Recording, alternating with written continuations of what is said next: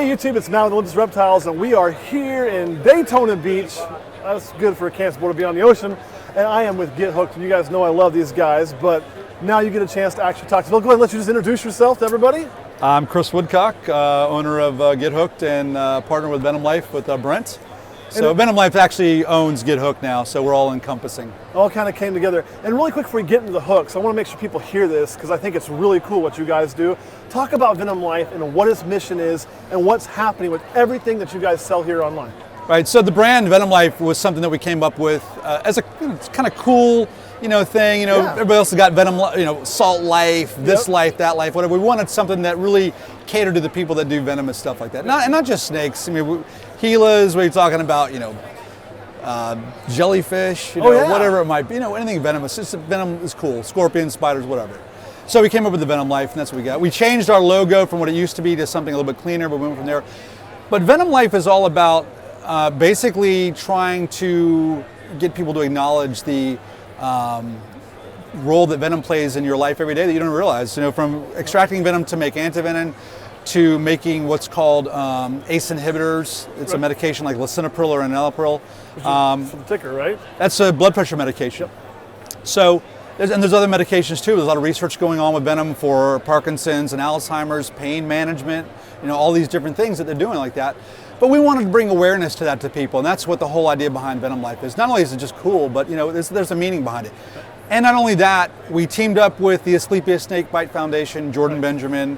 Ben and I are both on that program now, and 10% of whatever we sell that has Venom Life on it goes to the Asclepius Snakebite Foundation to help them with their mission, bringing snakebite treatment to Africa and building all that. So that's what we talk all the time in that hobby too, because we keep venomous snakes obviously, and we always get, you're going to die, or you shouldn't have that, it's going to kill all those things you hear. I'm always pointing out that horses are more dangerous, dogs are more dangerous. On average in the United States, including all venomous snakes, wild and captive, a vending machine is more likely to kill you than a venomous snake on average. There's been a few years of venomous snakes beat it, but it's not that way in Africa. Okay, right. And part of it's the medication, right? Well, the ability to get antivenin. There's a lot of factors that go to that though, because a lot of these guys are out in their own backyards that they don't wear shoes. Right. They don't have these little simple things to protect them that keep them from getting bit. I mean, saw scale vipers, that genus Echis, kills thousands of people, hundreds of thousands of people a year, just that little snake in that one region of Africa, Central America, all the way over into India. It's an epidemic there. Yeah, right. And it's not the pet trade or the hobbyist trade, it's just nature. Right. And so doing that really can help save a lot of lives. Yeah, and we weren't really that understanding of that until we heard the numbers. Jordan Benjamin, when we went over to Africa one time, he was told by, I think it was the governor or the mayor of one of the counties, they said, we had like 250 bites last year. Well, it turns out it wasn't last year, it was like 500 the previous month. Yeah. So look like, an average like 400 bites a month these guys are getting, not 250 a year. I mean, it is a crazy epidemic. And that was one county in Africa. County. So that's, that's crazy. Yeah, and that shows you the amount of snakes are there too. It's crazy. But for us, what you do here on the state side is you're also building some of the coolest snake tools I've ever had the pleasure of working with. Awesome, thank you. People think hooks were just hooks, but that's not really the case, right? Right. So I want you to start with one of these regular hooks and just kind of tell me about what goes into it, how you design the end and why, and what your thoughts are on your standard snake hook. I'll start with this. These are called travel hooks. So we had guys from UCF came to us and said, hey man, we want a hook that we can bring with us to South America, Central America, Mexico to do our research. We want a hook that'll go in our backpack, what can you do? I said, well, let's look at this. This is a small size hook, 30 inches, 28 inches is what we make them on average. It'll fit in a suitcase, goes with you anywhere. It's very lightweight. But this is really all you need, for anything. I go out west, Arizona, New Mexico, Texas, and I'll use a 30-inch one of these and one of these Viper Series hooks, the 24-inch ones, and that's all I need. I really don't need anything better. Because you don't run into a lot of big snakes out there like that. True. Average 3-foot rattlesnakes, whatever it might be. So this is a perfect traveling hook. We talked about doing ones like in the Jeep one day, because when you come across something on the road, this is a great size to take that, move it, save it. It can stay there, it can just mount, and it's out of my way, and it's not bulky. So that's a great hook. Yeah, and coming from somebody like me that was always thinking you got to have a big hook in your car. Hook. You don't. But these big long ones, now this got a different shape to your hook piece, right? So kind of why have you guys designed that piece like that? What makes these kind of special? Well, this one with the Travel Series hook, you know, if you're looking at the difference, that rounded kind of C-shaped hook versus that, you know, the idea is that a lot of venomous people like this kind of C-shaped kind of hook, right, because you don't have the long foot, this piece right here. And if you notice, my feet on these things aren't super, super long, nope, but that's still that traditional kind of V-L shape, you know, whatever you want to call it. I typically prefer this a little bit bigger. My buddy Carl Barden loves this hook right here with the small sizes. So you can work with anything, you know, cobras, whatever, you can work that with. right, Copperheads, small crotalids, whatever, that works out great. But that's basically the difference. This is more a traditional hook though. People like this. People see this, I think, and they go, ooh, C-shape. I don't think I like that. I want that more traditional look. So you keep both going on. Right. Absolutely. And then, if you're like me and you want, like, you know, for us, we film with our animals a lot. We kind of like to be a little bit over the top. And if you want a custom hook that's just designed for you, you guys do that, right? Right. Yeah, we do a lot of business hooks like R&B Reptiles, Yep. Ben Levin. We Yep. just made one for them. But anything you want, we can simply just copy the logo you have, and we may have to change a little bit up to make it fit on a shaft, but we can do that stuff. So what's your favorite one you've got sitting here that you've made that's ready to sell or ready to go to its new home? Well, one of the things we came up with this year was our new grips. We were losing the company that was making our grips. They stopped selling the skull and crossbones grip, and they stopped selling the Camo grip that we got from them. Well, so we said we want to come up with our own then, made our own skull and crossbones grip, and then we made our own Camo. This is a Mangshan Viper Camo. So it's actually a Mangshan Viper pattern, but basically it's a Camo grip. You know, so we came up with that. We like that. And we sell a lot of these things. People love that grip. It's very pretty and very nice. You know, even the shaft, so it's more than just the grip. The shaft is even different, right? It's right, not so just these are these are hydro dips. So this has got the skulls to match the grip. We can do whatever though. You can go carbon fiber, whatever you want to do. This is actually a micro hex is what this is called, but look at that. It looks like a scale.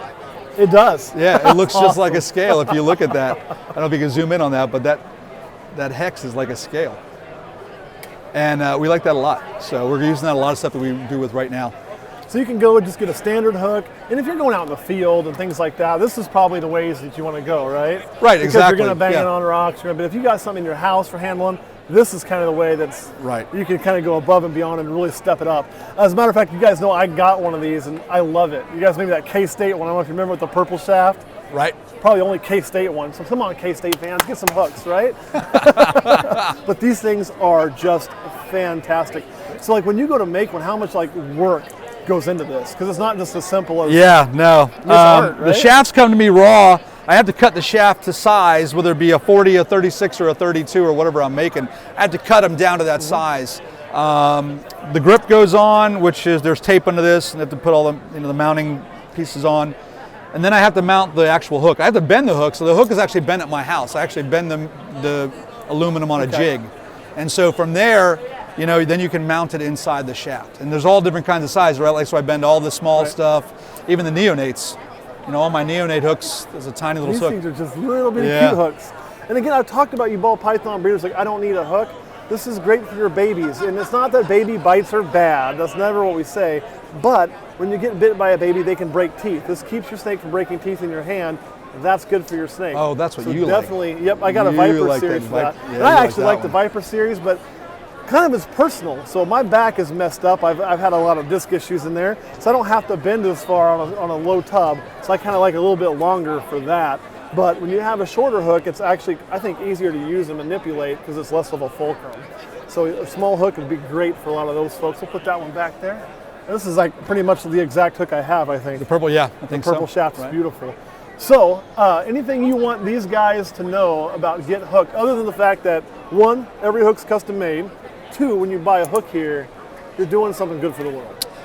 I think that's awesome. Yeah, so any of the Venom Life stuff that has Venom Life, that goes to the clip. Right, yeah.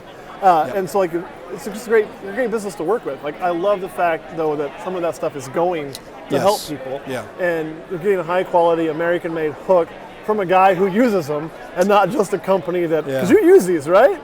Yeah, I mean, it's kind of funny. I worked at a Venom lab for Carl Barden and I was cleaning cages and I was using all my own hooks.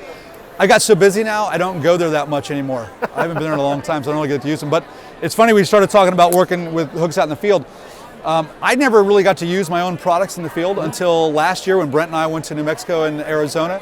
And that's when I found out, really, that travel hook right there in one of these out west is probably all you need. And for all I know, in Florida too, I mean, you may not need a real big 40-inch hook or a 36-inch hook. Those work fine for me. So travels will work good. Yeah. Awesome. All right, what do you want to add? Come visit us on the website. We would appreciate your support. Venom Life Gear, they need your support. The Asclepius Snakebite Foundation, these guys are really hurting.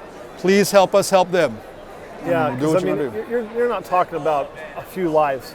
You're talking just thousands of people that are going to benefit from that. 400 deaths per day, as we just got told. So you take the math. I'm not good at math, but it's a quick number in my head. That's going to be about 12,000 a month. So you're talking about, what, 140,000 a year.